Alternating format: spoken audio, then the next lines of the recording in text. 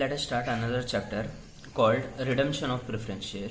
Okay, before going into the redemption part, let us understand what is preference share.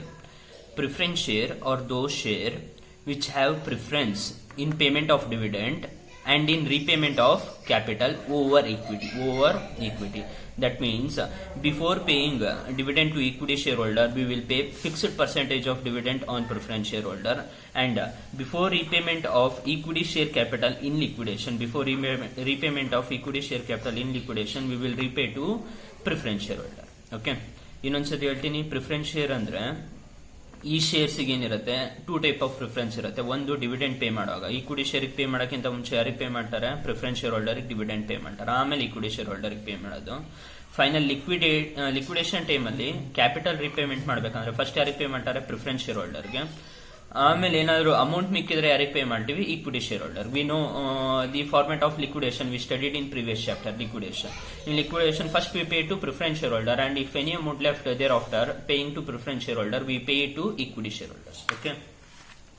Next, preference share na understand ಮಾಡ್ಕೊಂಡ್ಮೇಲೆ, after understanding what is preference share, let us know the types of preference shares. Okay, and this may ask for 5 marks question, or sorry, it may ask for 6 marks question or 2 marks questions. 6 marks ಮತ್ತೆ 2 marks questions ಕೇಳ್ತಾರೆ. Okay, types of preference shares. First, cumulative preference shares. Okay, cumulative preference shares means it is a type of preference share.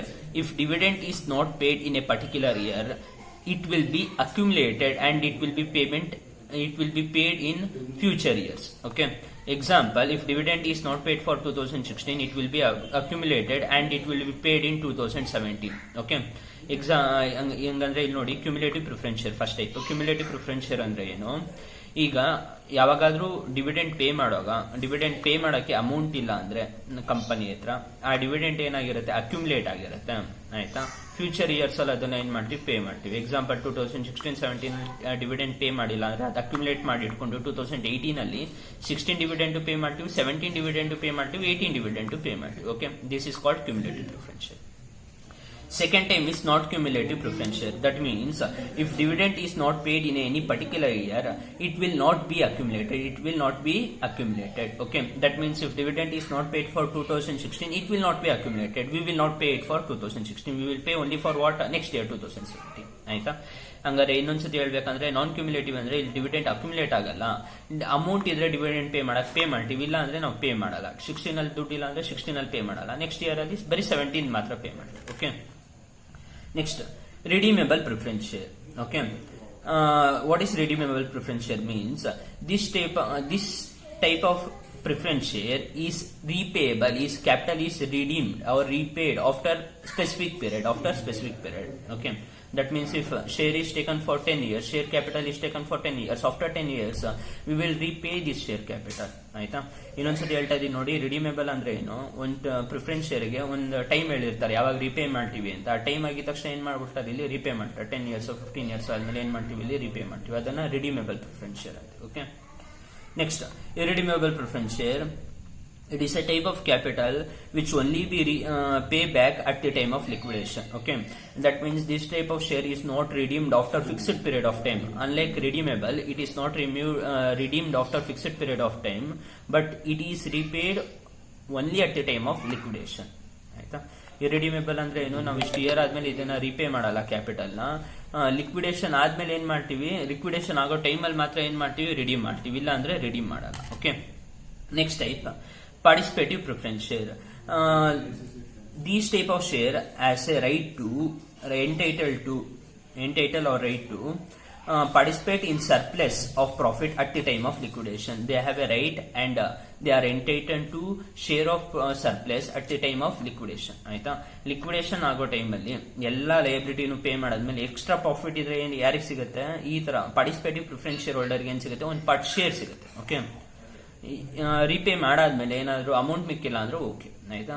ಅಂದ್ರೆ participative preference ಶೇರ್ಗೆ ಏನಾದ್ರು surplus profit ಇದ್ರೆ at the time of liquidation surplus profit ಇದ್ರೆ ಏನು, ಆ profit ಮೇಲೆ ಯಾರು? ಇವ್ರು entitle ಆಗ್ತಾರೆ. They will not only get fixed percentage of dividend, they also participate in surplus profit at the time of liquidation. Okay, non participative preference share. That means they are not entitled for a surplus profit at the time of liquidation. This type of share will only get a fixed percentage of dividend. They will not have a right to participate on the surplus profit. ಈ ತರ ಶೇರಿಗೆ only fixed dividend ಸಿಗುತ್ತೆ. Surplus profit ಮೇಲೆ ಏನ್ ಮಾಡಕ್ಕಾಗಲ್ಲ, participate ಮಾಡೋ right ಇಲ್ಲ. Next important point, condition relating to redemption of preference share. What are the condition we need to fulfill in order to follow the redemption of share, in order to redeem the shares? Okay, ನಾವು preference share ನ redeem ಮಾಡಬೇಕಂದ್ರೆ ಏನೇನ್ condition ನ follow ಮಾಡಬೇಕು? These 4 conditions are very important. Before redeeming any preference share, you have to follow this procedure. First procedure, only fully paid shares can be redeemed. That means, example, if face value of share is 10 rupees, they only paid 8 rupees, means it cannot be redeemed. Okay, that means in order to make this share redeemable, you have to call another 2 rupees and make the paid up capital as 10 rupees. Okay, ಇನ್ನೊಂದ್ಸತಿ ಹೇಳ್ತಾ ಇದೀನಿ ನೋಡಿ, share fully paid ಆಗಿದ್ರೆ ಮಾತ್ರ redeem ಮಾಡಬಹುದು. 10 rupees share 8 rupees pay ಆಗಿದೆ ಅಂದ್ರೆ redeem ಮಾಡಕ್ಕಾಗಲ್ಲ. ರಿಡೀಮ್ ಮಾಡಕ್ಕಿಂತ ಮುಂಚೆ 2 rupees ಕಾಲ್ ಮಾಡ್ಬಿಟ್ಟು ಏನ್ ಮಾಡಬಹುದು, ನೋಷನಲ್ ಕಾಲ್ ಆದ್ರೂ ಮಾಡಿ ಏನ್ ಮಾಡಬಹುದು, 10 rupees ಶೇರ್ ಆದ್ಮೇಲೆ ಮಾತ್ರ ರಿಡೀಮ್ ಮಾಡಬಹುದು. Partly paid share cannot be redeemed. ಆಯ್ತಾ, ಪಾರ್ಟ್ಲಿ ಪೇಡ್ ಶೇರ್ ನ ರಿಡೀಮ್ ಮಾಡಕ್ಕಾಗಲ್ಲ. Okay, next, in order to redeem this equity shareholders, we need a fund. That fund will be out of fresh share capital or divisible profit. Okay, the fund which is required to redeem the preference share, it must be from freshly issued share or out of divisible profit. ಆಯ್ತಾ, equity preference share ನ redeem ಮಾಡಬೇಕು ಅಂದ್ರೆ, redeem ಅಂದ್ರೆ ಏನು, repay ಮಾಡಬೇಕು ಅಂದ್ರೆ ನಮಗೆ fund ಬೇಕಲ್ಲ, ಆ ಫಂಡ್ ಎಲ್ಲಿಂದ ಆಗಿರ್ಬೇಕು, ಒಂದು ಫ್ರೆಶ್ ಶೇರ್ ಇಶ್ಯೂ ಮಾಡಾಗಿರ್ಬೇಕು, ಇಲ್ಲಾಂದ್ರೆ ಏನು, ಡಿವಿಸಿಬಲ್ ಪ್ರಾಫಿಟ್ ಇಂದ ಆಗಿರ್ಬೇಕು. ಆಯ್ತಾ, ಫ್ರೀ ಪ್ರಾಫಿಟ್ ಡಿವಿಸಿಬಲ್ ಪ್ರಾಫಿಟ್ ಇಂದ ಆಗಿರ್ಬೇಕು. ಫ್ರೀ ರಿಸರ್ವ್ ಇಲ್ಲ, ಡಿವಿಸಿಬಲ್ ಪ್ರಾಫಿಟ್ ಇಲ್ಲ. ಇದೆರಡು ಇಲ್ಲ ಅಂದ್ರೆ, ಫ್ರೆಶ್ ಆಗಿ ಶೇರು ಇಶ್ಯೂ ಮಾಡ್ತಿಲ್ಲ, ಡಿವಿಸಿಬಲ್ ಪ್ರಾಫಿಟ್ ಇಲ್ಲ ಅಂದ್ರೆ ನಾವು ರಿಡೀಮ್ ಮಾಡಕ್ಕಾಗಲ್ಲ. Okay, next, if preference share is redeemed using divisible profit, if preference share is redeemed using divisible profit, ಇನ್ನೊಂದ್ಸತಿ ಹೇಳ್ತಾ ಇದೀನಿ, ಪ್ರಿಫರೆನ್ಸ್ ಶೇರ್ ನ ಏನ್ರಲ್ಲಿ ರಿಡೀಮ್ ಮಾಡಬಹುದು, ಒಂದು ಫ್ರೆಶ್ಲಿ ಇಶ್ಯೂಡ್ ಇಕ್ವಿಟಿ ಶೇರ್ ಇಂದ ರಿಡೀಮ್ ಮಾಡಬೇಕು, ಇಲ್ಲ ಅಂದ್ರೆ ಡಿವಿಸಿಬಲ್ ಪ್ರಾಫಿಟ್ ಇಂದ. Preference share can be redeemed only using these 2 things. Okay, but if they adopt second type, if preference share is redeemed using divisible profit, then equal sum used in the redemption must be transferred to capital redemption reserve. ಇನ್ನೊಂದ್ಸತಿ ಹೇಳ್ತಾ ಇದೀನಿ ನೋಡಿ, preference share ನ ಏನ್ರಿಂದ redeem ಮಾಡಬಹುದು, 2 fund ನ use ಮಾಡ್ಕೊಬಹುದು. ಒಂದೇನು, freshly equity share issue ಮಾಡಿ ರಿಡೀಮ್ ಮಾಡಬಹುದು, ಇಲ್ಲಾಂದ್ರೆ ಏನು, ಡಿವಿಸಿಬಲ್ ಪ್ರಾಫಿಟ್ ಯೂಸ್ ಮಾಡಿ ರಿಡೀಮ್ ಮಾಡಬಹುದು. ಆಯ್ತಾ, ಅಲ್ಲೇನಾದ್ರು ಫ್ರೆಶ್ಲಿ ಈಕ್ವಿಟಿ ಶೇರ್ ಫ್ರೆಶ್ ಯಾವ್ದು ಶೇರ್ ಇಶ್ಯೂ ಮಾಡಲಿಲ್ಲ, ಡಿವಿಸಿಬಲ್ ಪ್ರಾಫಿಟ್ ನ ಯೂಸ್ ಮಾಡ್ಕೊಂಡ್ರೆ, ಪ್ರಿಫರೆನ್ಸ್ ಶೇರ್ ನ ರಿಡೀಮ್ ಮಾಡಿದಾಗ ಏನಾದ್ರು ಡಿವಿಸಿಬಲ್ ಪ್ರಾಫಿಟ್ ನ ಯೂಸ್ ಮಾಡ್ಕೊಂಡ್ರೆ ಈಕ್ವಲ್ ಅಮೌಂಟ್, ಈಗ ನಾವು 10 lakh ಏನಾದ್ರು ಪ್ರಿಫರೆನ್ಸ್ ಶೇರ್ ನ ಏನಾದ್ರು ರಿಡೀಮ್ ಮಾಡಿದ್ರೆ ಡಿವಿಸಿಬಲ್ ಪ್ರಾಫಿಟ್ ಇಂದ, ಆ 10 lakh ಈಕ್ವಲ್ ಅಮೌಂಟ್ ನ ಎಲ್ಲಿಗೆ ಟ್ರಾನ್ಸ್ಫರ್ ಮಾಡಬೇಕು, capital reserve.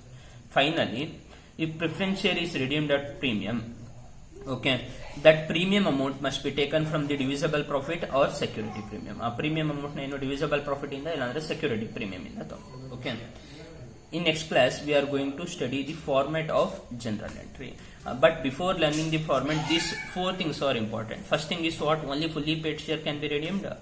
In order to redeem a preference share, you can either issue the fresh shares or you can use the divisible profit.